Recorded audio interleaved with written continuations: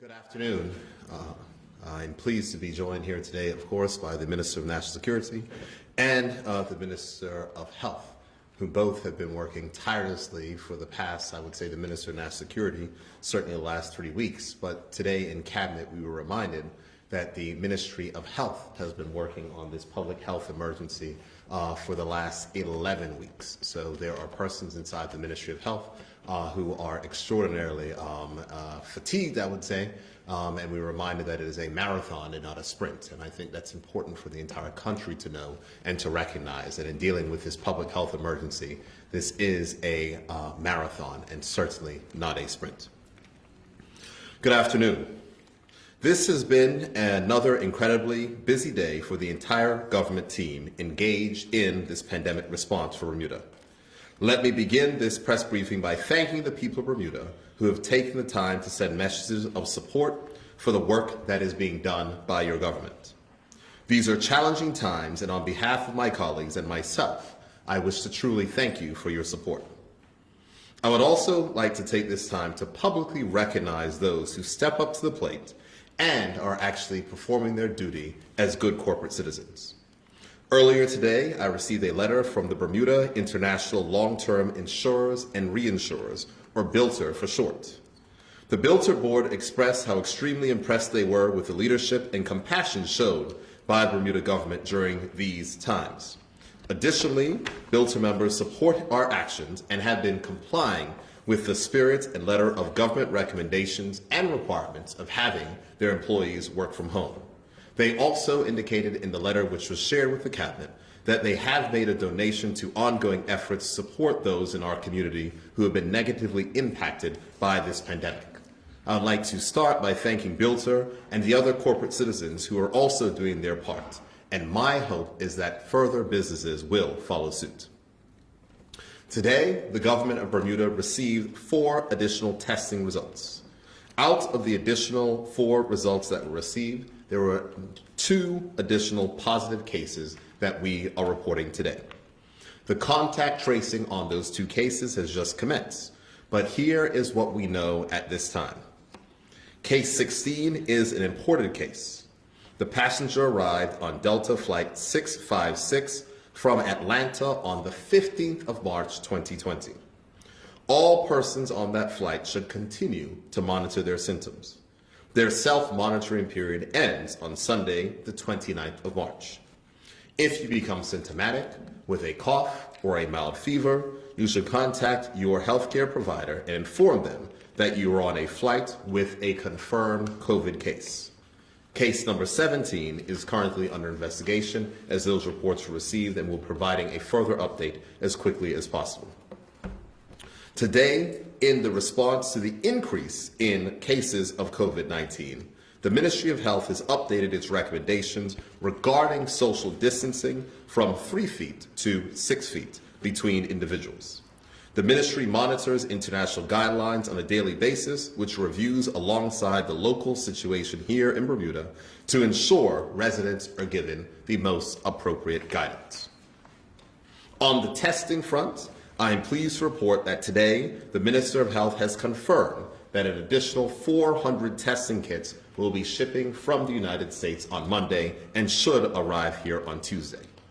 Additionally, I am pleased to announce that the government is also working with Bermudian geneticist Dr. Karika Weldon on expanding our local testing capacity.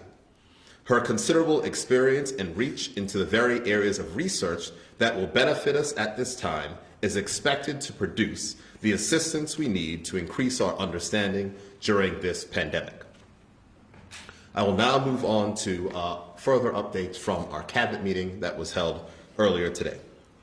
As I indicated yesterday, I chaired a meeting of the Cabinet earlier today, and I can advise that the following additional measures have been approved. First, regulations will be enacted under the Occupational Safety and Health Act 1982 to require businesses to have their employees work from home except in certain circumstances, and will be made to take effect from next week Tuesday. Bermuda's financial services sector will be designated an essential critical infrastructure. The public health closure order made by the Minister of Health will remain in place. Additionally, the Cabinet has invited His Excellency the Governor to exercise his authority under the Summary Offences Act 1926 to impose a curfew with exceptions for emergency and uniform services on duty between the hours of 8 p.m. and 6 a.m. with effect from Sunday, the 29th of March. Under the law, those matters can be done at 3 days at a time, and we will review those matters every 3 days as the situation requires. These measures are designed to reduce the movement of our people around the island so that we as a community have the best possible opportunity to reduce the risk of community transmission of this virus. I know these changes will be an adjustment to how we live and work, but we only need to look across the water to see how important it is that we act and act now to save lives in this country. All of this is following the imposition of a stricter regime of enforced social distancing on the 23rd of March 2020. And in the intervening days, we have seen additional positive confirmed results, the failure on the part of some members of the community to observe the mandated regime, inclusive of those under self-quarantine, and the growing need to mitigate against community transmission of the virus. It is important to note that during the curfew hours, there will be no access to government office while remote working continues. During non-curfew hours, people are urged to stay off the roads and at home, save for collection of food supplies and or medication in the event of a healthcare emergency. All rest home visits suspended are except as approved by the respective homes, and all hospital visits are suspended except as approved by the Bermuda Hospitals Boards. Essential services will operate with skeleton crews for continuity of service, and food suppliers and grocery stores should adjust their operating hours to comply with the curfew and permit their staff to make it home in good time. I will now share some of the outcomes from today's Emergency Measures Organization meeting. Regarding the Department of Immigration, out of an abundance of caution for the health and safety of all officers, staff in the Department of Immigration remain out of the Hamilton office. A plan has been prepared for the processing of applications once government offices officially reopen. At this time, no applications are being processed or received. Visitors who require an extension of stay in Bermuda will not be penalized for overstaying. Once the department officially reopens, further instructions for requesting an extension of stay will be provided to all affected persons. Additional information on work permits, passports, and other applications during this period can be found on the COVID-19 webpage, which is found on the government portal and can be accessed at coronavirus.gov.bm. Employers and work permit holders are reminded that work permit holders cannot work without a work permit or perform duties outside the scope of their work permit unless the minister responsible for immigration grants that approval. Garbage collection. After a few challenges early in the week with trash collection, the ministry can report that with the assistance of a number of private trucking firms along with the corporations of Hamilton and St. George, the normal collection schedule from Tuesday to Friday of this week was closely followed. As there were not many vehicles to cover the zones as normal, there were a few areas that were missed. However, once calls were received notifying the ministry of these missed locations, vehicles were sent back specifically to attend to those areas. The Ministry of Public Works would like to thank the public for their patience this week and advise the normal collection schedule is expected to resume on Monday, March 30th. And the minister would encourage residents to place their garbage out on their assigned day only, and of course, not before. There's a lot of questions about our supply of goods into the country. It is important to note that the Hamilton dock is operating as normal, and cargo operations this week where 419 containers were unloaded from this week's cargo ships, and there are 391 containers left on the dock for retail and wholesale businesses. Shipping lines report normal operations at all of our East Coast ports of calls. In addition, regarding our air supplies, as of March 30th, cargo jet arrivals will go from 5 days a week to 3 days a week. However, due to the work of the Ministry of Tourism and Transport, the DHL will be putting on 2 additional flights, which means that Bermuda will still have 5 days a week air cargo service. In support of the Bermuda Hospitals Board healthcare workers, effective Sunday the 29th of March 2020, the Department of Public Transportation will provide daily bus service for all employees commuting to and from the King Edward Memorial Hospital. This temporary service will support 5 shifts throughout the day. The initial schedule will service routes 1, 3, 6, 7, 8, and 11. The schedule is being finalized today and will be published thereafter. This service will be limited to employees displaying the Bermuda Hospitals Board's ID, and the Bermuda Regiment soldiers will support with validating passengers, social distancing, and onboard hygiene. This service will operate until the public bus service resumes its normal operations. Regarding an update on the applications for unemployment assistance, as of noon today, 1,000 applications have been received online, and an additional 96 applications have been received in hard copy. The team of the Department of Workforce Development is reviewing the applications received and will process approved applications for payment next week. Food distribution points over and above what is currently provided for community outreach programs is currently being finalized. In response to the COVID-19 crisis, a group of third sector stakeholders are working with the Ministry of Public Works to galvanize and coordinate resources to meet those most in need. The group have identified critical nonprofits and organizations providing community support with shelter, food, and other essential resources, such as mental health counseling. Through the support of the Bermuda Health Council, who designed an online survey, they will be capturing specific critical needs. And having determined those needs, the search is now on to assemble the resources to meet those needs. I'm gratified by the community partners that have already stated that they will assist and step in.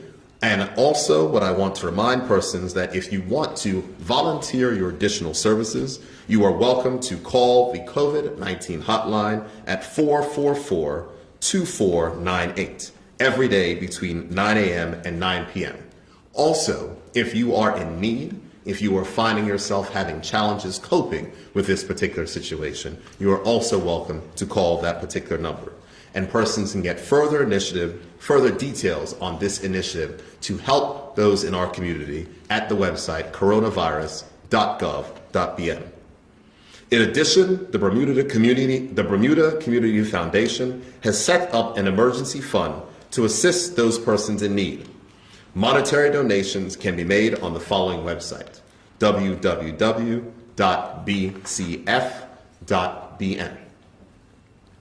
Before I close, I just want to make certain, just a reference to something which occurred earlier today.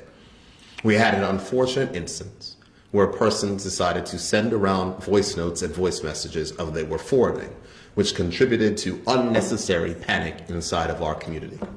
I'm going to remind everyone, if it is something that is official coming out of the government of Bermuda, the first place you're going to find out about it is not going to be in a WhatsApp forward with someone saying they don't know if this is true. It will be announced from this podium, or will be announced by press release, or will be announced in another way from the government.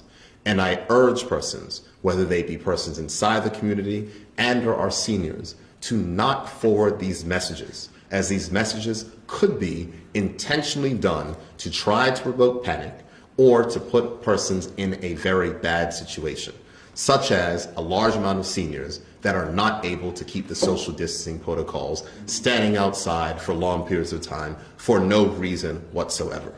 The government of Bermuda is not going to take actions which are going to cause members of our community to starve.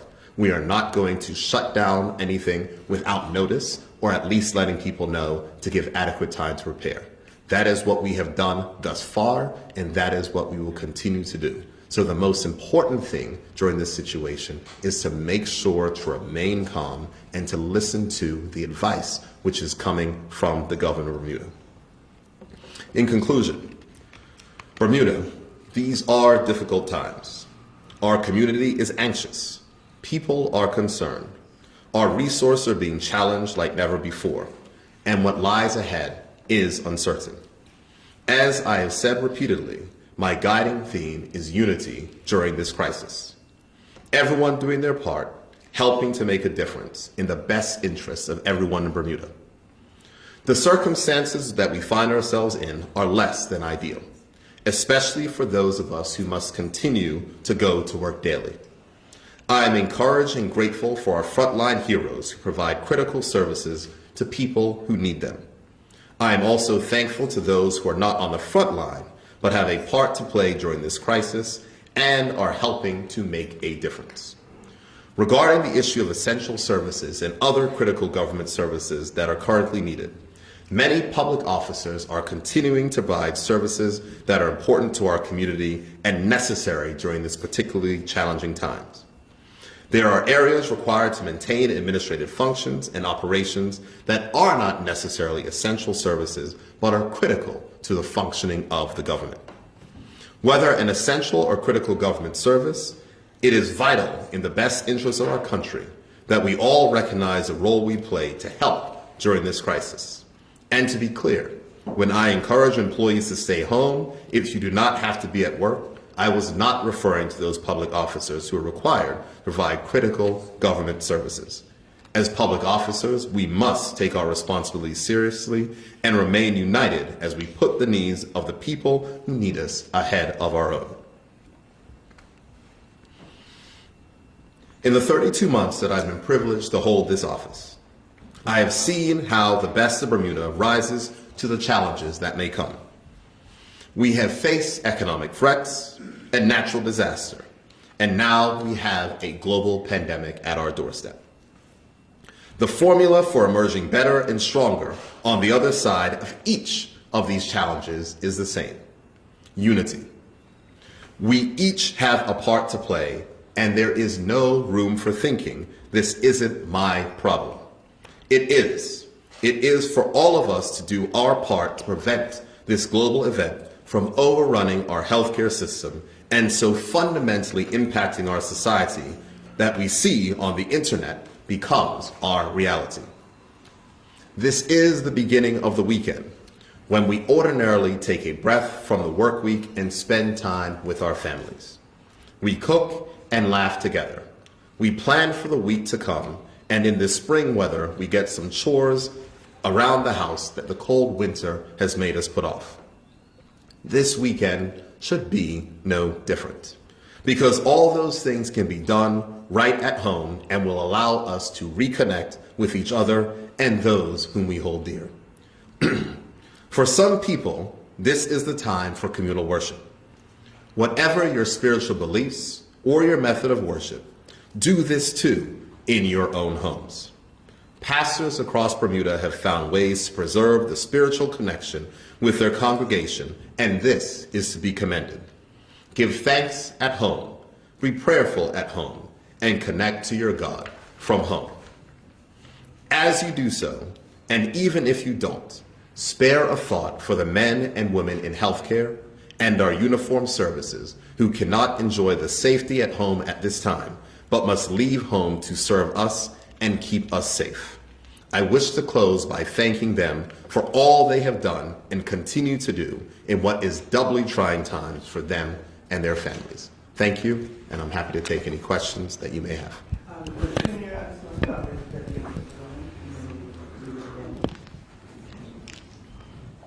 Gary?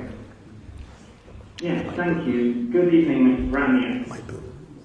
Yesterday, the Chief Medical Officer described limited community spread. Is that still the case?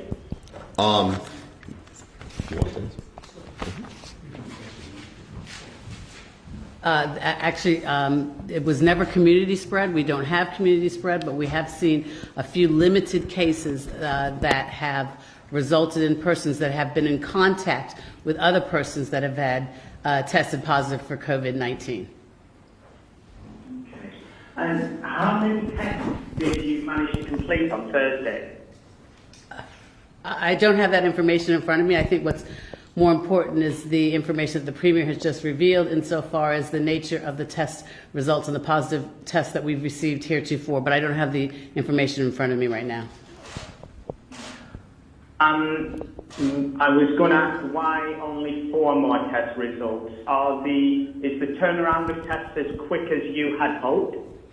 The turnaround of tests, because Bermuda fortunately has the capability of a real-time PCR, which is akin to the same facilities that are being utilized by CARFA. So in that regard, the Ministry of Health and the team, as well as the private partners that we've been working with, must be commended. In fact, Public Health England and PAHO have applauded Bermuda for being able to have taken steps to ensure that we have the testing facilities that are on par with CARFA. However, insofar as I reported yesterday, there are limited tests worldwide. So as it relates to the results today, those were the 4 results that have been analyzed, and the Premier reported what those results are. Testing will continue, and as the Premier rightfully indicated, there is another supply of 400 tests that will be FedExed from the United States on Monday, anticipated arrival date here in Bermuda on Tuesday. Thank you.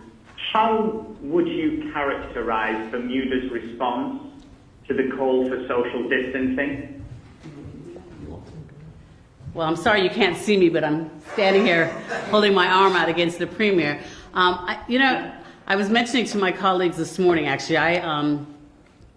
along with the team at the Ministry of Health, we've been working quite a lot day and night. And so we see people walking through and walking past our offices on Church Street.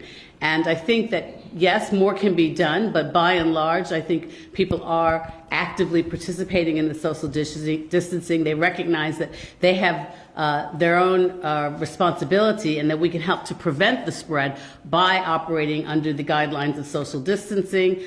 Yes, there have been some challenges with people not necessarily abiding by that, but by and large, I think the community has rallied together, and they recognize that it's going to be, as the Premier rightly said, a community effort for us to fight this, and we have to fight it together as a community. And one way to do it is to try to prevent the spread of it by continuing to operate under the guidelines that have been issued by the government as it relates to the social distancing.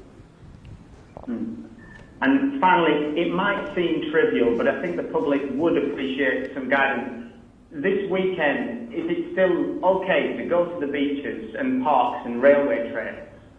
Well, if you look on the social distancing guidelines are published on the website, and you'll note that it does speak to outdoor activities. However, again, it's as it relates to social distancing. The Premier did indicate in his statement a few moments ago that there is now a recommendation that the social distancing be extended from 3 feet to 6 feet. However, if you're walking on the trails or getting exercise on your own and or adhering to the social distancing, provided again, you'll see under the guidelines that it does restrict gatherings of more than 10 people. So I would invite members of the public to look at the social distancing guidelines that are on the website that will speak to those particular issues. Thank you, Minister. Thank you for answering. Thank you, Trevor. Before you make your particular comments, I just want to address something the Minister of Health said, because I think that it's important. Earlier in the day, I said that early in the press conference, I said that this is a marathon and this is not a sprint. And in Bermuda, we have to recognize that this is not something that we can, because I think some people have this impression that we can shut everything down in the country for 3 weeks and we will be fine. This is something that is going to adjust the way of our lives. And what the government strategy is very clear: to limit possible transmission until we can get ourselves to a place where we have a regular, aggressive testing program. Now, it's key to note that we've done a significant amount of tests already.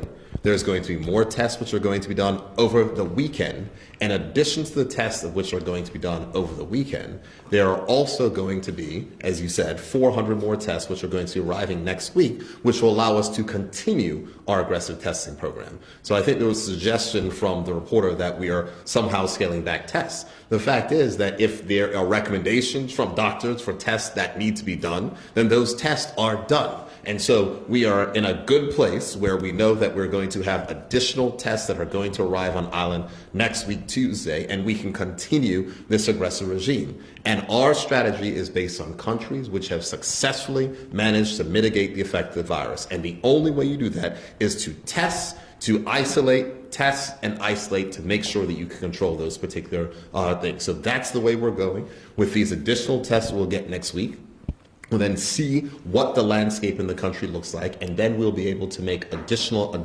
adjustments based on either the social distancing guidelines or whether or not we will be able to give effect to possibly allowing a little bit more activity to continue in the country. But until that point in time, we have to continue to be incredibly cautious, because the last thing that we want is a large outbreak that we cannot manage in Bermuda. And so that is the strategy of the government. And I think it's important for everyone to recognize that this is not something that we can shut down completely and it's not going to be here any longer. We are going to have to open our borders. There are things that we have to learn how to manage this public health crisis, just like the Ministry of Health manages any other public health crisis. And I think that's an important distinction. Minister, if there's, Premier, I should say, if there's 2 new cases, their locations are hospital, home. Previously, you've indicated that. Mm-hmm. They are home. There are only 2 persons who have been hospitalized as a result of. Both of those persons are in stable condition. Additionally, the persons who had contracted before, who were diagnosed with the virus, most of them are at home. Many of them have fully recovered as well, and those things will certainly be reported. So I think that it's important for us to note and to recognize that from the hospital's perspective, there is no massive increase in cases. There are 2 persons that are requiring hospital treatment that are in the hospital. With the curfew to take place on Sunday, confirmed 8 p.m. to 6 a.m., what are the consequences for violators? I do not have the Summary Offenses Act in front of me off the top of my head. Minister of National Security, however, will be able to answer that question. Give me a second, please. The community protection plan will go into place. The community protection plan will go into place this weekend. I've had the opportunity to see the community protection plan that was put in place by the Bermuda Police Service in conjunction with the Royal Bermuda Regiment, and just like how the public saw this week how they managed the roadside community action points, we're going to be doing something quite similar next week. I will just need to just go into the question of just looking at the act on the red back. My next question, Premier, is have you made contact with number 10 Downing Street? Have you been in communication with Britain at all?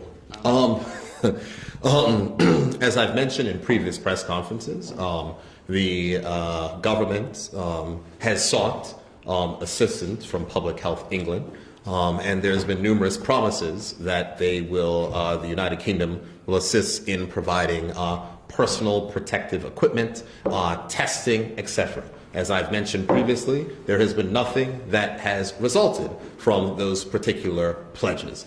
And in a result of those particular pledges, as I had said previously, if the government of Bermuda had relied on that and not tried to seek out our own thing, we would be sitting here not having the ability to test local cases as we are able to do now. There is no further communication with the United Kingdom. I mean, on a daily basis, we continue to ask the status of these particular items. But what I must say is that the Ministry of Health has been incredibly resourceful in trying to track down. And when I say that there is a team, about 4 weeks ago, we seconded a whole bunch of people under the Ministry of Health to make sure there was assistance that is done. Next week, I believe, we have a shipment that is going to be coming directly. April 2nd, directly from China. We secured a cargo plane to bring all of the critical PPE, masks, and supplies directly here. So the fact is, we are not going to wait for Public Health England. We're not going to wait for anyone else. As we see that countries are fighting over their own supplies and restricting things, we have to take matters into our own hands. So we have worked every possible angle. We've been able to secure a direct cargo flight, so we don't have to worry about going to the U.S. and having our things possibly impounded and kept for use there. We are doing our things to make sure that Bermuda is protected. So under that aspect, the quick answer to your question is communications continue with England, and we wait to see what assistance they may render at some point in time. But to date, outside of, I think, public health modeling, I don't think we've received. Yes, I don't think, and assistance in setting up the PCR in regards to equipment and those things that were promised, we have not yet received them.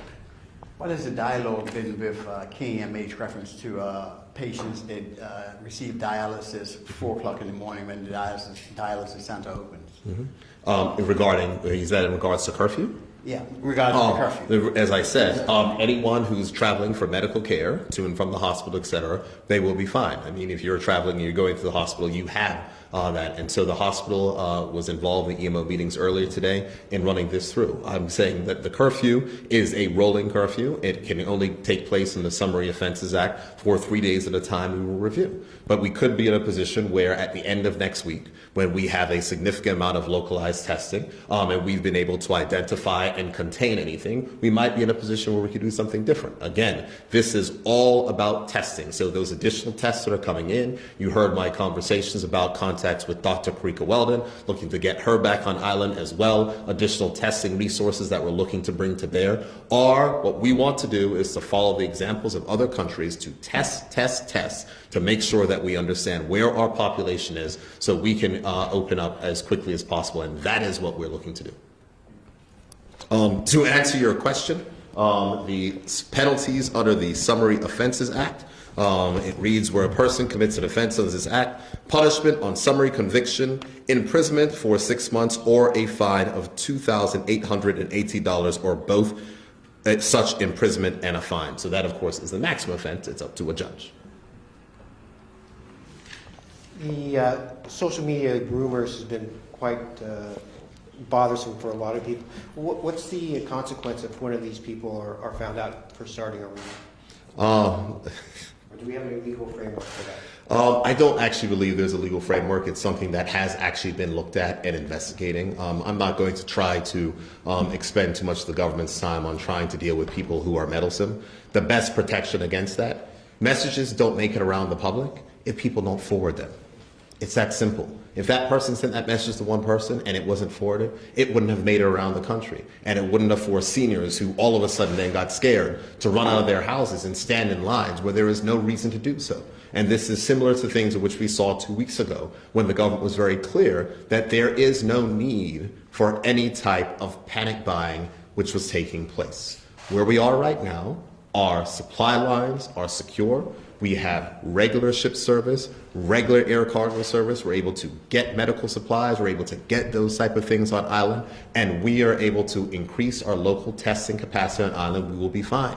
What we now need to do is to practice patience for the next few weeks to make sure that we have captured any local transmission which may be taking place, isolate that transmission so that we can be a safe country as we move forward. There are numerous examples to follow, but I think it's important to remember that this disease will be with us for a while. There are going to be people that are going to catch it. Our job is to make sure that not too many people catch it at once, so we have a massive outbreak which overwhelms our healthcare system. That's what we've seen in the US, that's what we've seen in Europe, that is what we are going to do our best to avoid here. And I hate to go with props, but we have received our shipment of Government of Bermuda, Ministry of Health, antibacterial hand sanitizer.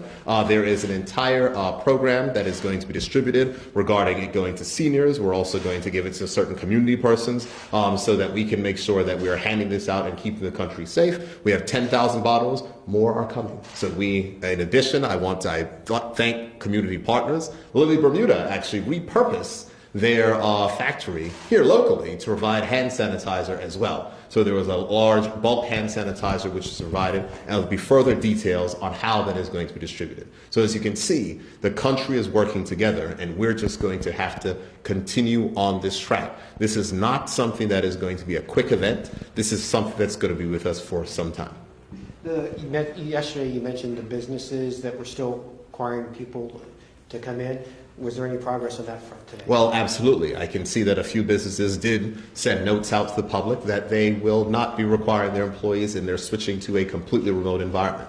But we are going to mandate that by law, as I stated, in regulations that are going to be issued under the Occupational Safety and Health Act to require that. And it's similar to as we see it in other jurisdictions where if your employees can work from home, you must let them. It's a delicate balance. For instance, banks do need persons in them in order to make sure financial operations take place. Though our insurance industry, which is critical at this particular point in time when people are claiming various insurance contracts to be able to continue to function, we need banks to be able to transfer money, so people have to be there. There are certain people that are required for certain compliance functions to be inside of the offices. But by and large, I think that now the local companies have caught on board, just as the international companies, and recognizing that they have a role to play as well. So I'm grateful for their recognition of their role to play, but we will be putting in place those particular regulations to ensure that employees are not negatively impacted and there's no, I would say,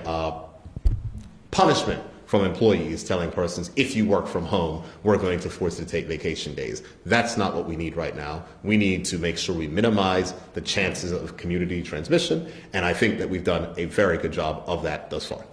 One final question. For those people down in the East End who didn't get their garbage picked up, as I came in at 4, there were still places that didn't have it picked up. Should they take it upstairs, back where they normally keep it, or should they expect it to be picked up tomorrow? From the remarks which I said if that's called in, they'll expect to pick it up. I know that there's people that are working. So, for instance, a perfect example is the Corporation of Hamilton is working after hours to do these particular aspects. So your point is noted. I'm certain that the Minister of National Security will flag that with the Minister of Public Works, and will look to make sure that that particular issue is addressed. Paul. Just a couple for you today. So the work from home regulations start on Tuesday, take effect Tuesday, is that correct? We think that we'll get them in place on Monday. The HU Chambers are going to work throughout the weekend, so I'm going to say to put them in place on Tuesday. There is consultation that's required, which is going to take place over the weekend. We want to make sure that we follow the law in order to have that done. So we're expecting that we'll be able to put it in place on Monday, but we don't want to put something in place and take effect the same day, so it should be in effect by Tuesday. Who is in charge of monitoring and enforcing those? In charge of monitoring and enforcing those regulations? Well, here's what we're going to do. The brilliant part of this is that we're going to allow persons who feel that they are being asked to work from home, asked to come into work, to be allowed to anonymously to report that to the government of Bermuda. And on Monday, there's forms that are currently being put up on the government's website. So we're going to enable persons to do that so they can report that to us. And this is about community and self-policing. So it's not like we're going to send people out to go buildings to buildings. We're conserving our resources to do contact tracing and to maintain and support public health. But employers will know that there are penalties. And if they are forcing their employees to come into work when they have the ability to work at home, they're going to get a call. And recognize there are a few companies that got calls this week from the Minister of Finance. And I think that's why you see the public notices that they've decided to change their method of operation. You mentioned those penalties there for violating companies. Can you tell us, these are punitive penalties, companies? I can tell you, Paul, that I do not have the Occupational Health and Safety Act. Do you have that one with you? No, I don't. Okay. We'll go ahead and take a look, but it is under the Occupational Safety and Health Act. You've been... Occupational...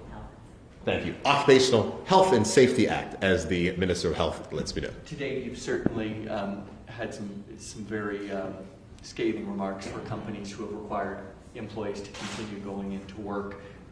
You haven't to this point, though, named and shamed, so to speak, any of these. Is this grace period for these companies going to end with these regulations going in place on Tuesday? Well, here's what I'll say. If there are persons who are violating the law, they will be dealt with, and then they will. And our actions that are taking place inside of courts are not private, so people will know.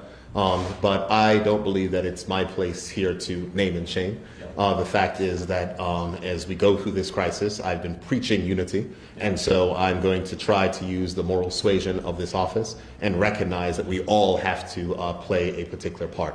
But I'm grateful that companies are responding, and I'm grateful for our international business sector, which led the way. The curfew announcement, obviously another step to try and, I guess, stretch this social distancing to the next degree. Isolation orders for seniors, is this something that could be considered coming down the line? Do you want to speak to that? Yes, thank you for that. With respect to isolation orders, I just want to make sure, because there seems to be misunderstanding within the community. There's a distinct difference between a person that quarantines and a person that's in isolation. A person that quarantines, as you know, by the COVID-19 regs and the numerous regulations that have been passed in the last, since the 20th of March, speak specifically to persons that are required to quarantine upon arrival into Bermuda. However, the isolation deals specifically with persons that have become symptomatic. And under the public health COVID-19 regs, there are provisions in there that speak to self-monitoring, isolation, et cetera, depending on the nature and the circumstances of those individuals. Also under those regs, let me finish, also under those regs does speak specifically to, I don't have the regs in front of me, but it does speak to the penalties in the event that somebody fails to abide by any of the orders that are outlined in the COVID-19 regs. I think it's a $6,000 fine in the first instance, $10,000 fine in the second, and a term of imprisonment. And actually, my final question is for you, Minister. 400. Sorry. 400 new test kits set to arrive on Tuesday. Correct. You had spoken It's previously. anticipated to arrive. It's being shipped by FedEx on Monday. 400 anticipated to arrive on Tuesday. Correct, Paul. You had spoken yesterday, I believe, most recently, of a larger order up to 850. That's correct. So is that fair to say those additional those additional test kits are still anticipated for next week arrival as well? Absolutely. The challenge that we are having is that we are exploring a number of avenues with respect to the acquisition of these tests. So there's a number of labs in America that we're exploring, as well as through the Pan American Health Organization. So we have our feelers out in a number of areas. However, with respect to the tests that are coming from the United States, well, first and foremost, there's a worldwide shortage of the tests. And secondly, there seems to be almost like a bottleneck, and they're only allowing certain amounts to be released per company. So notwithstanding that we're getting these 400, we've already requested more. And we're going to continue to do that. And we have some other avenues that we are also exploring. This by no means will be the end of the tests that we receive in Bermuda. There will be more coming. You'll note that the Premier indicated previously that we ordered some 850 several weeks ago. This is part of that part of that package that's being shipped to Bermuda. But again, we've already asked for more. So we're continuing, to source other avenues to acquire the tests. Sorry, so the other 450 of that 850 are expected next week as well? As the Premier previously mentioned, we have requested 850 from one particular company. I can't speak whether this is the same company. I think it's actually a different company that we were also sourcing in addition to the one that we were requesting the 850 for.